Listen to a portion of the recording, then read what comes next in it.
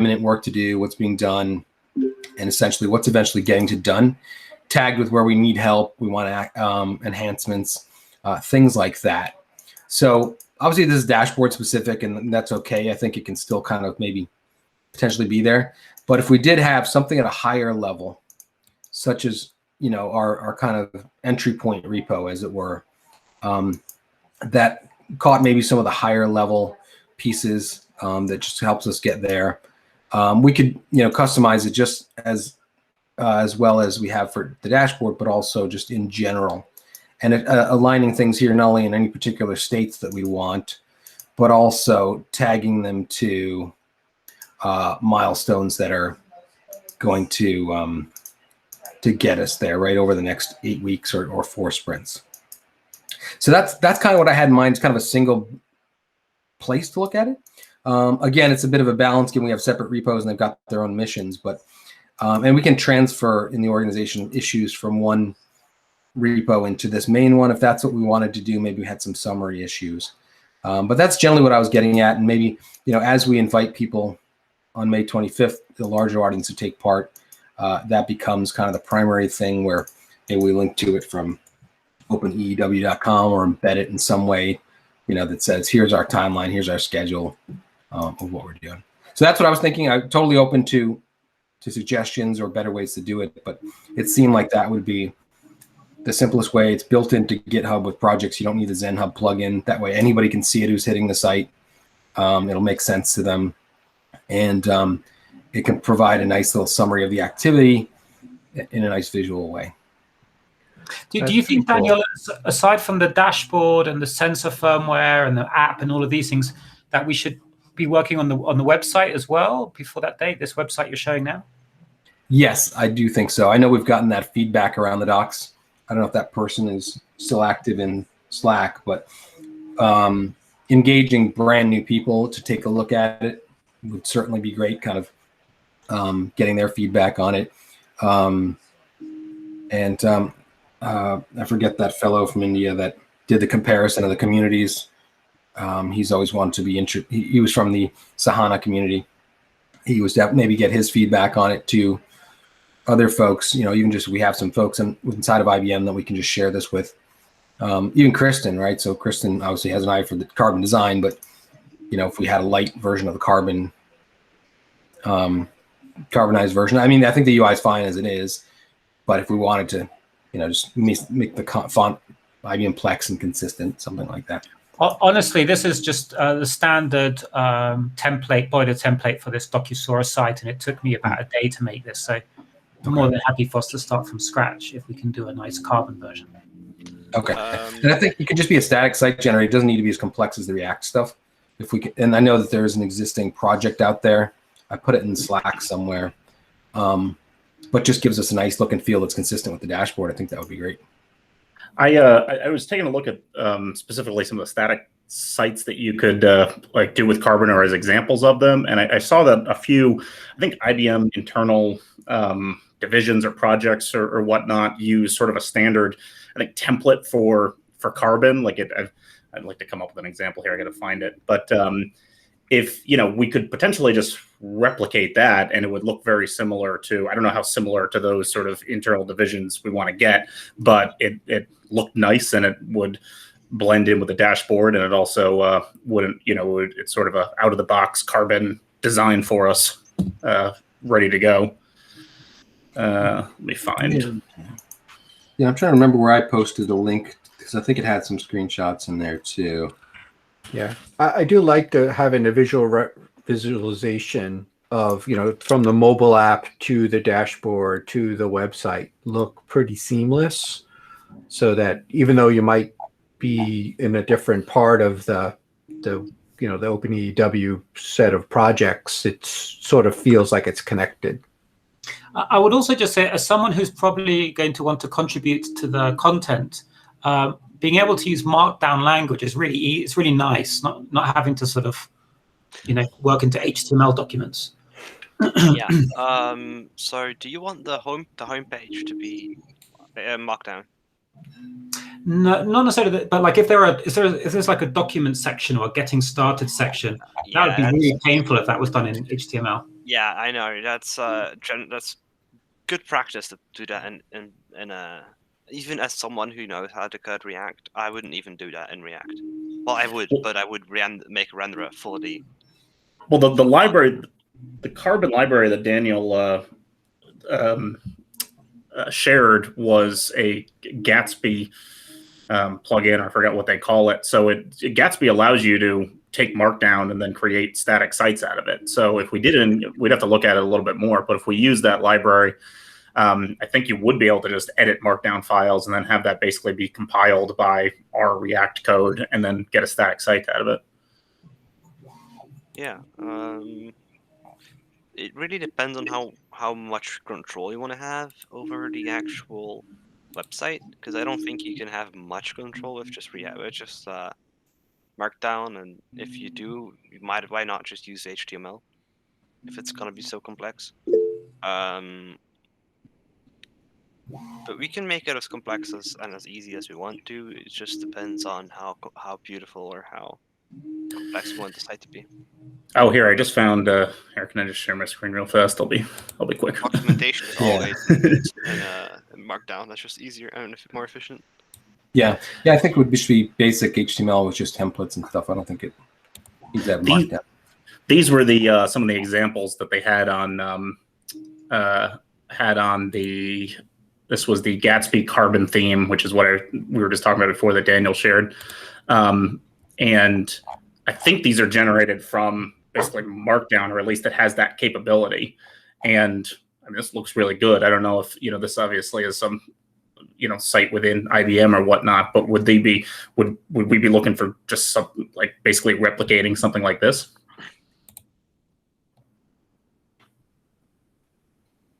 Yeah, this looks awesome.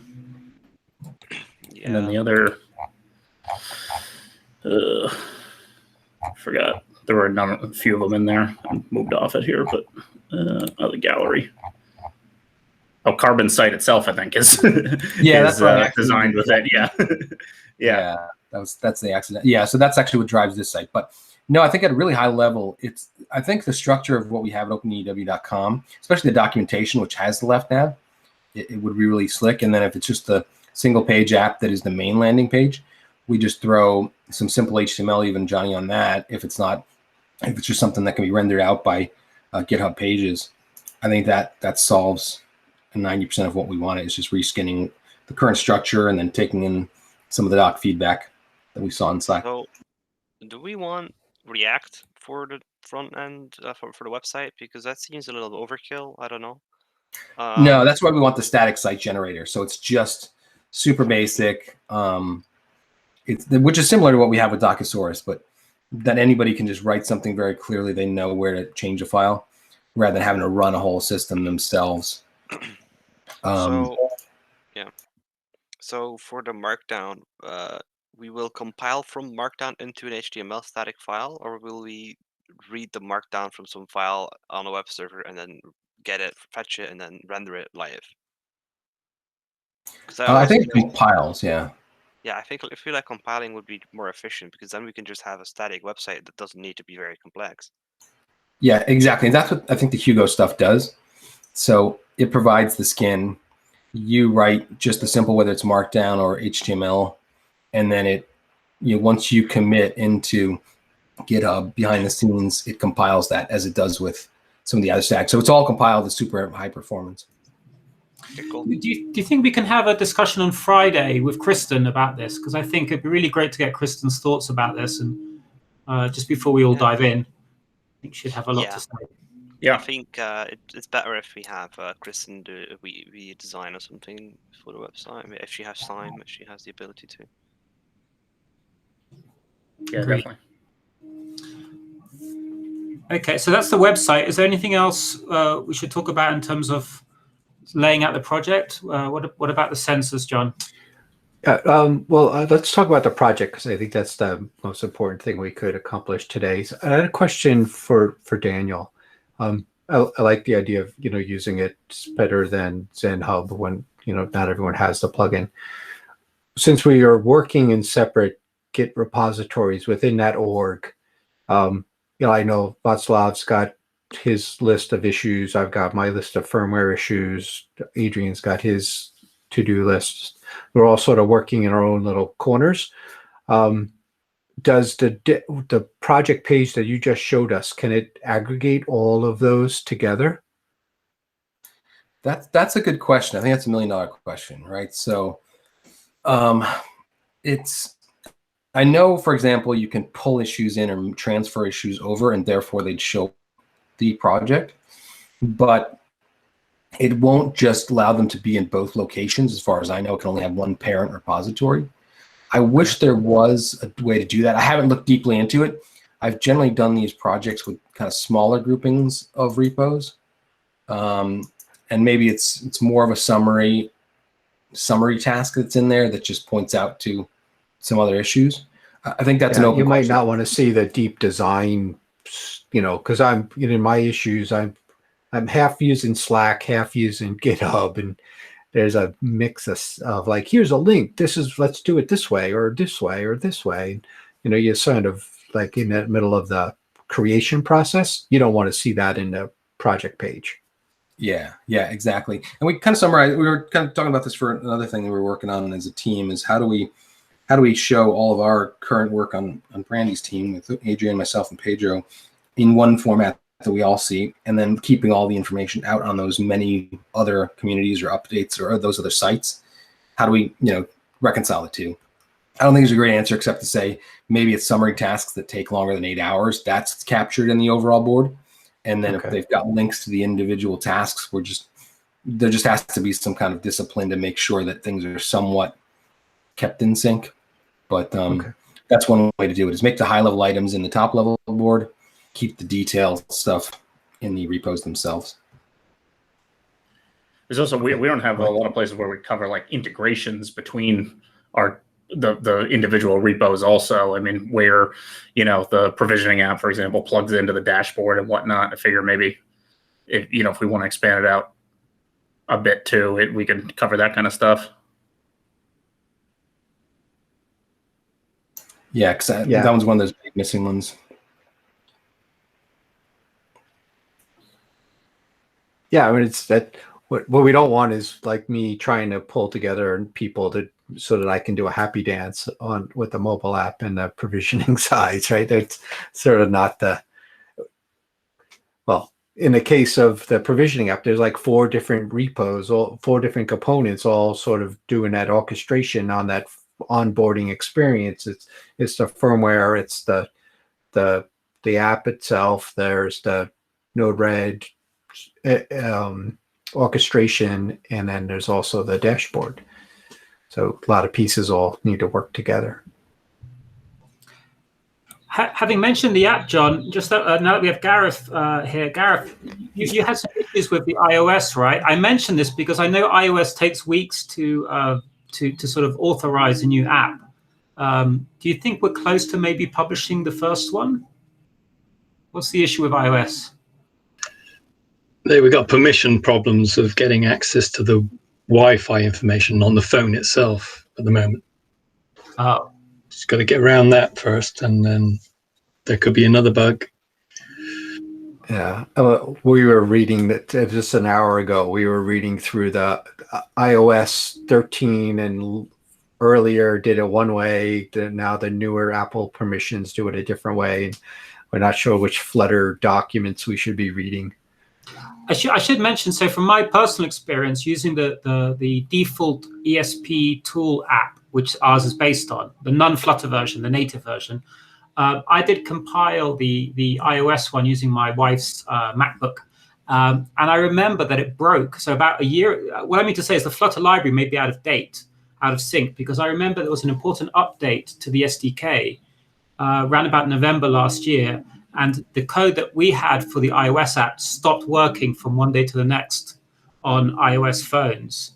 And this update completely fixed it. I recompiled it, published it to the App Store, and it was fine. So I wonder, let me have a quick look and see if there's been an update on the Flutter library since that other update happened, because that might be the source of our problems. And if that was the source of our problems, that would be a real pain, because I don't know if we have it within us to create a whole new Flutter library for this. Well, I only installed Flutter onto my son's Mac a week ago, so I should be using the latest stuff.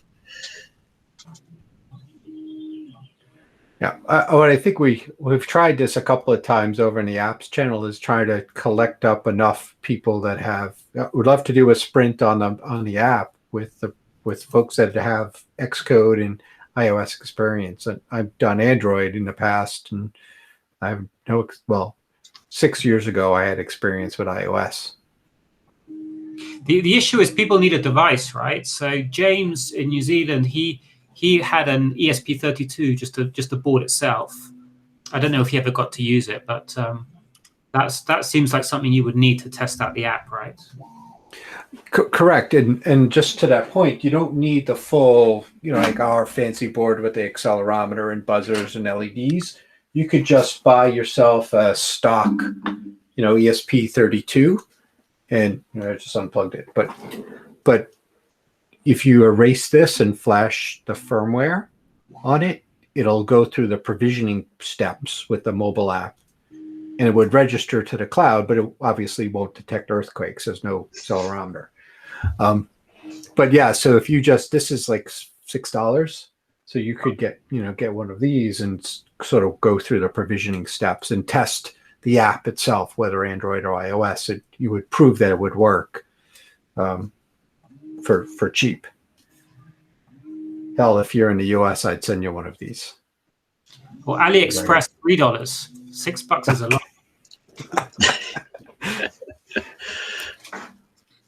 You've been 10 for $10. Yeah, I got one off Amazon earlier for $10 that is on its way, so I got overcharged.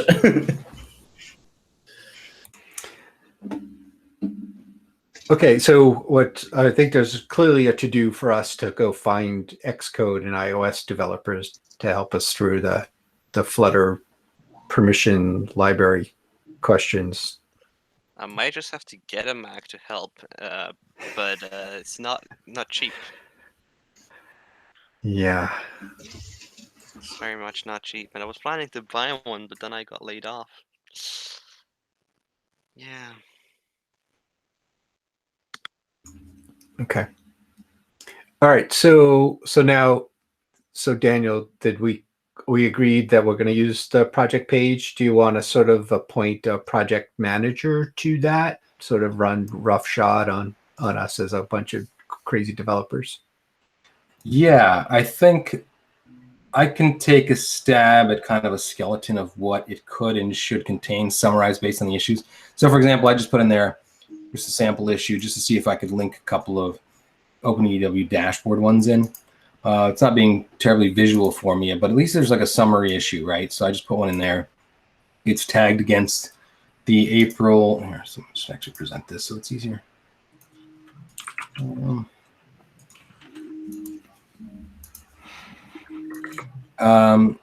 yeah, I just put this. There's a sample issue in there.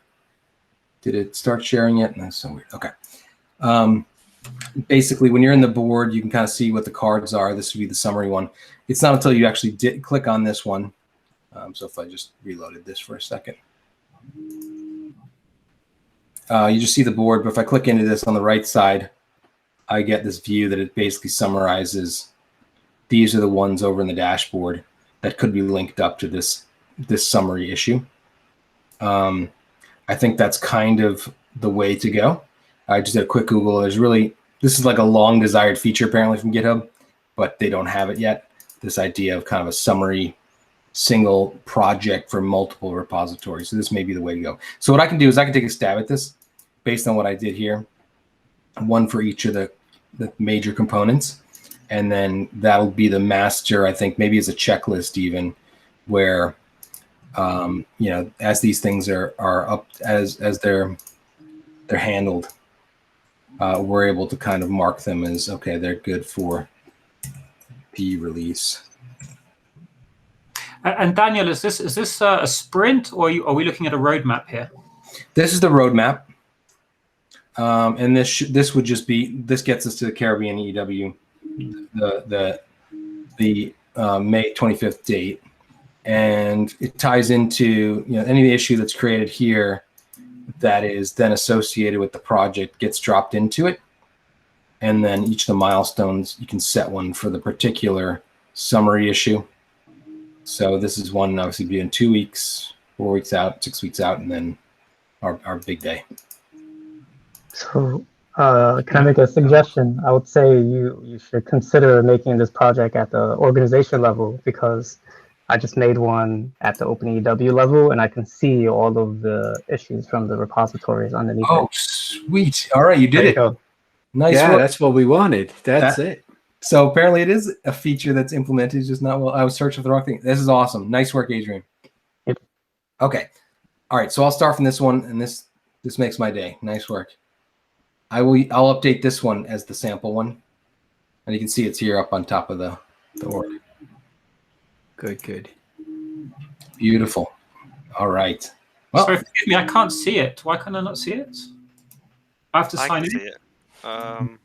Wait, Yeah, no. it's private. That Yes, first you one do I made have- was private. So Oh, I Yeah, you thought might you have meant to to open read it chat. up. Sorry, I don't know. Yeah, it's private. Yeah, you have to be signed I in. think we're okay. But Daniel, we should be working in the open. I don't think we. Yeah. There's, it's just a test unless one. you feel there's something secret that we need to be. yeah. No, this was purely just for test, so we don't spam everyone, because I don't know if you all get emails when I make these things, but yeah. So this seems like it's good. Yeah. Awesome. So I will take I'll rename this or make a public one. I'll take the work I've done at the parent, this repo level. I'll move it up there. So that sounds like it'll do. And then we can kind of review it afterwards in Slack and see if we've got anything we want to add to it. But that's great. Yeah. Very cool. So we have four town hall meetings before the announcement date, right? More or less 3 or 4. So we can use those to sort of check our progress.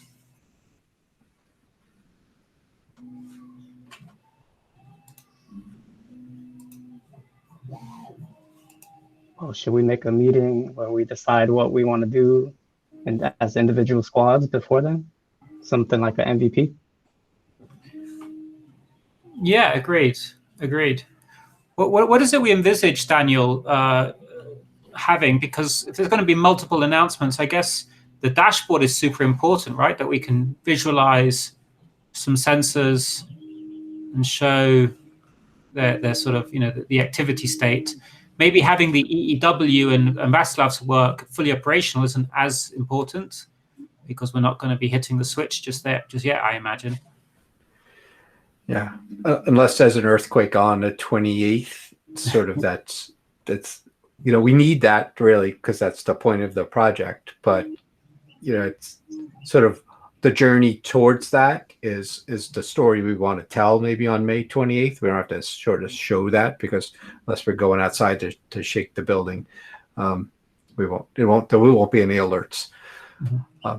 But yeah, I would love for us to. So what maybe I envision is where, we've got a good dashboard. We can control the firmware. We've got a initial deployment of some number of sensors that we can see on the dashboard. We've got ourselves what's the beginning of the Caribbean regional network. We are when an event, even if we're just catching false positives, we're storing the false positives in our open data repository of like the earthquake events. What else? Well, if for example we have so Neil, I don't know if Neil's left us, but if we have, say, some sensors in other countries, that still is a valuable. I know we just shipped some to Chile and yesterday, and Guatemala as well. So we're going to have some other dots on the map. So being able to that's good. So that's a great question, because I know that Brian had just started to, or maybe it was also Johnny, you were able to say my sensors, and then you're able to pick a regional network. Will we be able to do all? Right. Yeah, so the regional network, you made that filter, Johnny. So the part where we divide up the sensors by network is still something that's sort of in progress, because right now you can choose between my sensors and the other network sensors within the network that you're looking at. But the next goal is to try and be able to change the entire network and have the entire dashboard then reflect what network you're currently looking at. So that'll be the next iteration of it. But we have to, so for there's also sort of the question of, if we have all these sort of little sensors around the world that aren't part of one network, like let's say there's one in New Jersey, looking at you, John, and then there's and then there's a few in Chile, right? And then do we want just sort of some like global network to show the ones that are not specifically part of the Caribbean? Figure that'd be a way to organize it. I think it draws people in, right? You don't need to be living on the fault line to be passionate about it. And if we only show the sensors sort of in the hotspots, we might miss the opportunity for someone to join the project just because they want to go help. Yeah. Yeah, definitely. So that's the next thing to add to one of the next things to add to the dashboard is that ability to filter, to have the whole dashboard reflect what network you're currently looking at. Okay. And as I'd like to, we can talk about on Friday more of what we want out of an MVP for the dashboard before the date coming up, or in the May date. But to make things look impressive, I wouldn't mind adding some more data visualization elements to the dashboard, right? To really kind of visualize what's going on with it, hopefully get the events page working, even if there aren't a lot of events in there. Maybe we can still visualize have some sort of data layer or something on top of the events page. I'd like the dashboard to be impressive, let's say, for that date. I agree that. Visual stuff is super important for this. And that thing that you did very early on, Ryan, where you had the trace that you had actually represented visually, is that something that we still have on the back burner? Oh yeah, that's definitely, John and I are trying to figure out how to get the connect via MQTT to the dashboard to try and get those, because the React side of it is sort of built. We just have to edit it to align with Kristen's designs a little bit more, but the challenge now is to try to get that data to stream into the dashboard backend. So you're gonna show the last trigger, the last time the station triggered, or what's the plan? Like it should be both. So it'll be both a real time waveform that's sent as you're looking at it, and then you also can click to just see the last time that there was an event that registered on this particular device. The problem is we're a little unsure right now what we're doing with the event data, I think, because and so some of that is going to rely on at least the part where you look at the last time it triggered will rely on how we process the event data, because we have to connect the two somehow.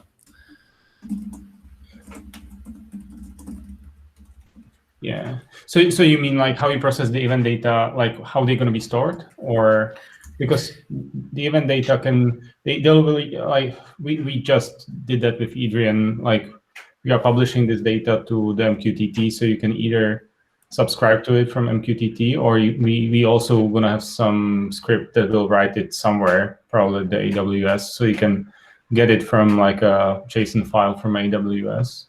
Oh, that's right. I'm forgetting about AWS. Yes, so we do have, and AWS will just have the raw accelerations in there, right? Yeah, it will have raw accelerations. It will probably have detections, and it will also have events. Oh, okay, yeah. So that's great. Yeah, line from there probably.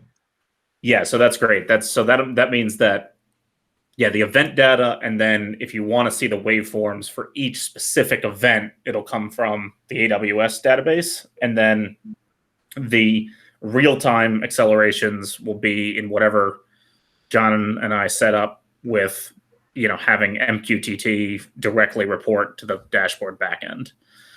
So I think that solves the mystery of where we're getting all the data. We just have to build it. Nice. That's going to be good. But of course, the real time, correct me if I'm wrong here, but the real time, we don't send with the new algorithm on the firmware, we're only sending when there's some initial movement. So if you were to click on a sensor on the dashboard, there won't be necessarily real-time data to look at, right?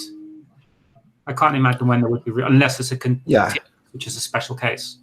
The only time, so if it's your board and you go to whatever the pop-up's going to be, and you could turn on, send me 10 seconds or send me, continuous, or, send me 5 minutes. Okay. So you could ask your own boards to sort of just send noise. You would see that real time. That's the only case you would see real time. Or if there truly was an event and then, a truck rolled past or a slamming door or an earthquake, then all the sensors would, maybe turn on at that point, which we haven't tested. Yeah. So I figured, Sean, correct me if I'm wrong. So we would have basically, if you click on something on the sensors page, it automatically just triggers the sensor to send like 10 or 15 seconds worth of data, right? But it's not like, we don't expect people to sit there and watch their accelerations of their sensor all day long anyway, right? It's kind of something cool to see for a second. Yeah. I would maybe. Yeah. Did Kristen posted those designs on she has Envision pages for that. Yeah, they're up on the prototype. But she just has the real-time chart in there, which I always figured we would include. But the question is like, if you just left the real-time chart running, it would stop after 10 or 15 seconds, right? That's what we're shooting for. Yeah. Yeah. Yeah. We could make a little toggle switch or something. Yeah. Yeah. There's a command, right? There's that, whatever that toggle, we can hook it to a command that's, turns the board on, and it would just send, jitter. Yeah. Yeah, I imagine, I just done a comment on the dashboard. You've probably all seen the purpleair.com dashboard, which just has hundreds of thousands of sensors all over the place. And that has a color coding, and then you can zoom into that. So I don't know what it takes to get there. What was that again? It was purpleair.com. So it's air quality sensors, and I've got 2 of them. But just in my local town of 50,000, there's probably about 15 of them. So purpleair.com, and you step into the map, and those are all individually purchased sensors that measure air quality. Oh yeah, this is very similar to what we're doing. Right. Oh, it's lovely. Yeah. Let's see what they use here. Sorry if I'm a bit quiet. There is a massive outage going on the thing I work on. There's currently like 560 million users without a service. In the middle of a meeting. Yay. Yeah, just 2 questions, Andy, about the Puerto Rico network. Are all the stations going to be on trigger, or do they want to use them also for like continuous? So yeah, we definitely need you in the next phone call, Václav. We have because the challenge with Puerto Rico is that on the one hand we're building the early warning system. On the other hand, we want to make it useful to the seismology agency there, because they are lending their name to the project and in many ways helping us. They've given us a person there who's going to install some of the sensors. They're letting us use some of their seismology sites for some of the sensors. So we want to be as helpful to them as well. That's part of the deal that we've done to get this to get them on board. And so that basically means that we might want to, if not for all, then for some of the sensors, have continuous data going on. That's a discussion we need to have with them. And another thing that they keep asking me about is, when can we feed it into our Earthworm server system? And so we now, it seems that through the work done by Laura, who's a seismologist who's been working with our data, but she's not part of this community at the moment, but she's in the Slack channel. She's created a script in Python which uses OBSPy and converts our JSONs into seedlink. So it feels like we're halfway towards giving them what they need. But I am mindful of that the whole time, and I don't want to burden this group here with everything there, because it's outside of what we're trying to achieve at the moment. But it's something that we do need to think about. It's actually, yeah. So we can discuss this later, but I don't think it's a problem at all. I think, like with the design we got right now, like we can do these things quite easily now, I think.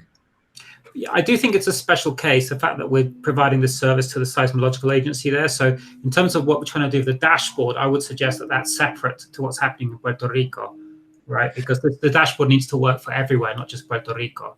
So yeah, I think it's just like a matter of one script that will like do these things for them, that it will just go through. Yeah.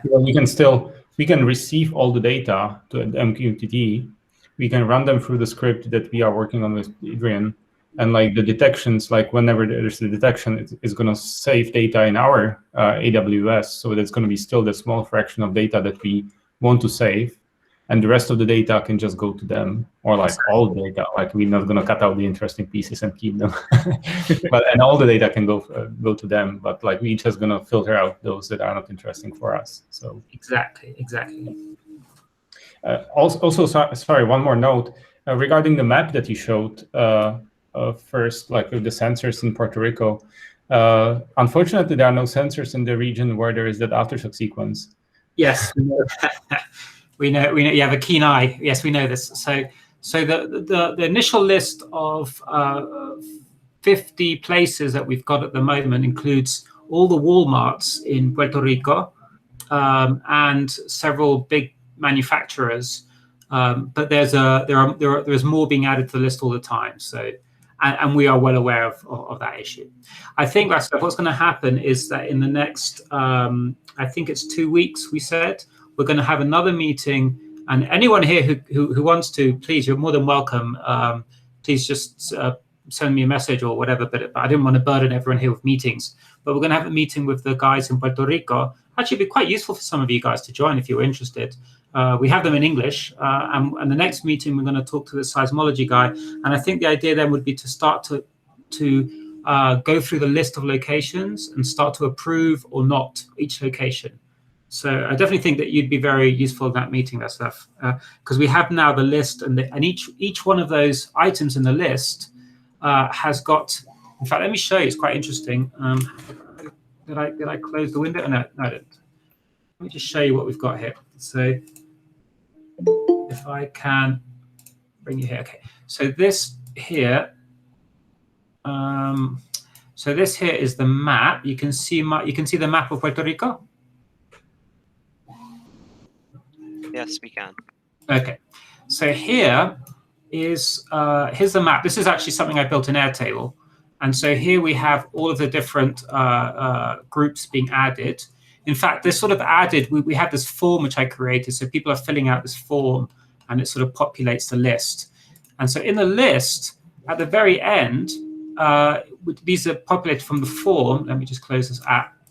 I asked some questions about whether it's on the ground floor or a basement, whether there's internet 24/7, whether there's electricity 24/7, what sort of structure there is. And so we have different options in terms of steel and timber, and reinforced concrete, and whether there's vibrations. Now, the vibrations one, a lot of times, normally we would say no if there was vibrations, but I think these people, it's too subjective. So some people said that we have an air conditioning unit, which wouldn't really affect us, whereas other people said we have a truck that parks next to the room we want to put it in. So there's some decisions we have to make there, which is going to be more on a one-to-one basis.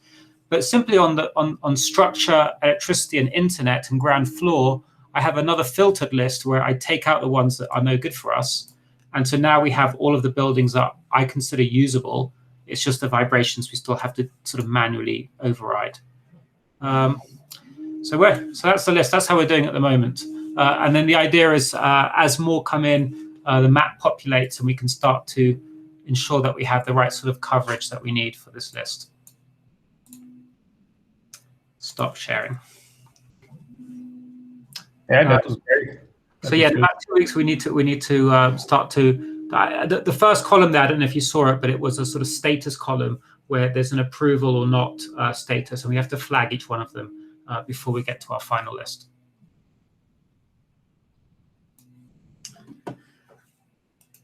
So like I said, if anyone wants to participate in future discussions about locations, let me know, and please, I'll add you to the next call. Yeah, that sounds good.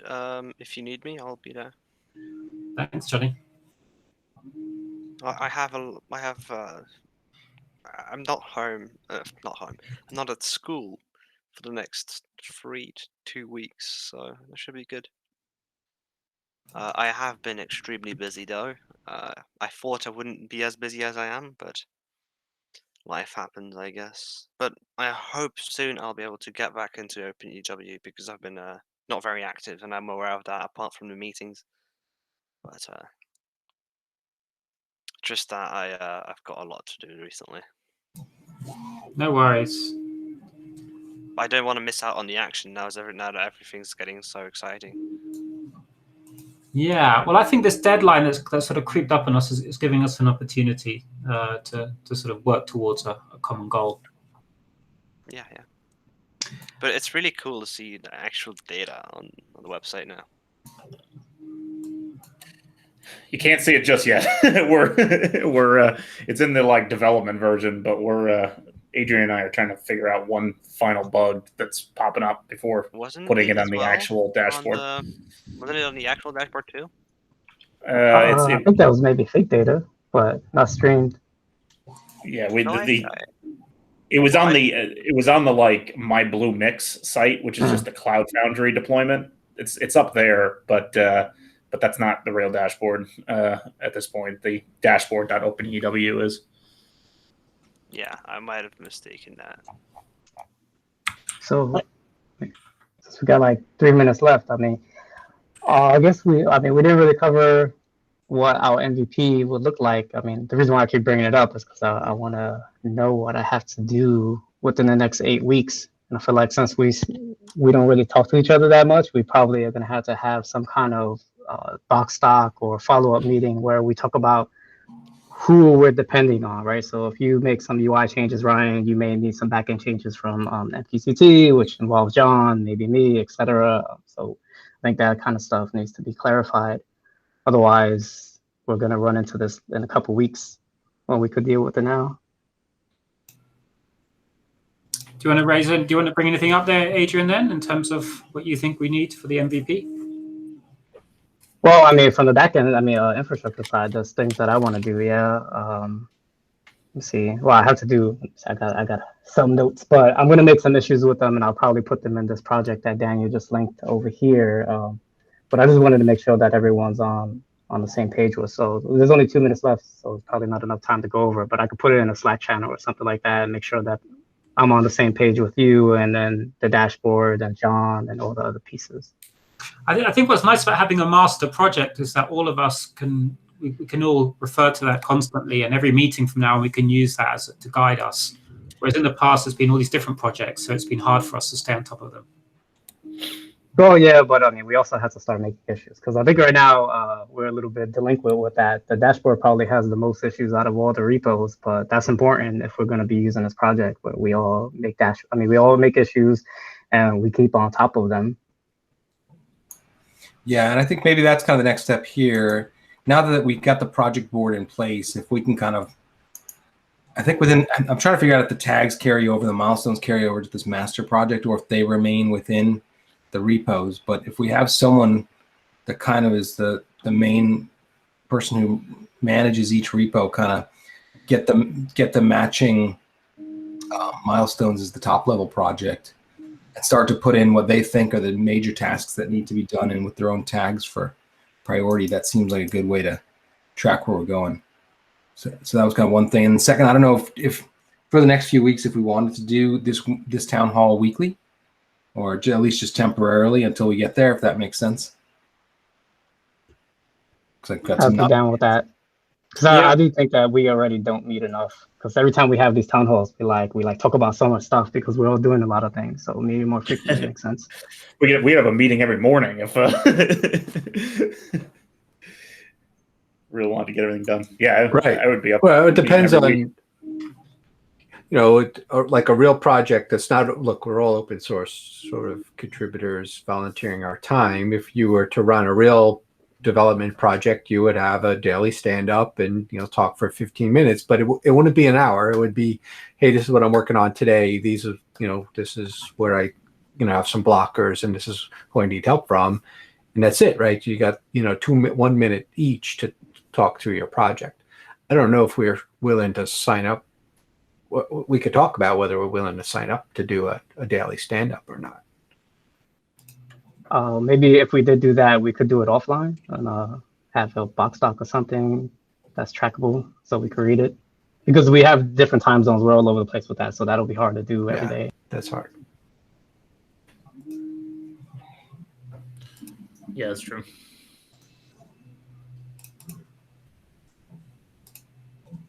I guess on the days that, we could at least, on the days that we work on OpenEEW, I work on OpenEEW, probably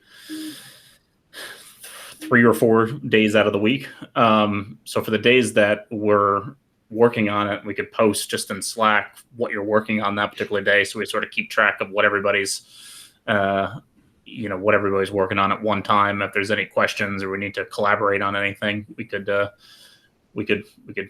institute that as sort of a Slack policy. That sounds good. I just wanted to mention that I've gone ahead and changed the calendar for this meeting to every week, and I'll change it back after the event. So I'm assuming you all have it in your calendar, right? This town hall. So it should now pop up with the same invite every week. But yeah, for the Slack, that sounds like a good idea, Ryan. And for the dashboard, at least on Friday, Adrian, we can go over what we want to shoot for the MVP. We've had some idea of what we want to shoot for the MVP, but I actually think we might be able to do a little bit more than that by May. So yeah, we could cover like what the major things are that we want to get done in that time, and have it be done early enough that we can make sure it's stable by the time it's presented. We don't want to turn this into a Apple presentation from the early 80s. Yeah, so and to your suggestion about Slack, I would suggest we make a channel specifically for the stand-up information so it doesn't get spammed out, where that's all we talk about. Yeah.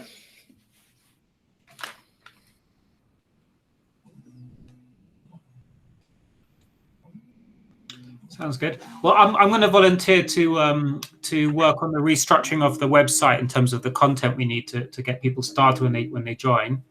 So I'll be posting some issues around that. Yeah, we can talk to Kristen on Friday about about a design and see what we can do. Even if she's not available time-wise, I could also volunteer to start putting some design together and having her kind of look at it and tell me, whether it's good or not. She's definitely more experienced in design and user experience than I am, but if there's someone that just needs to do kind of the legwork for it, I can get started with it. Great.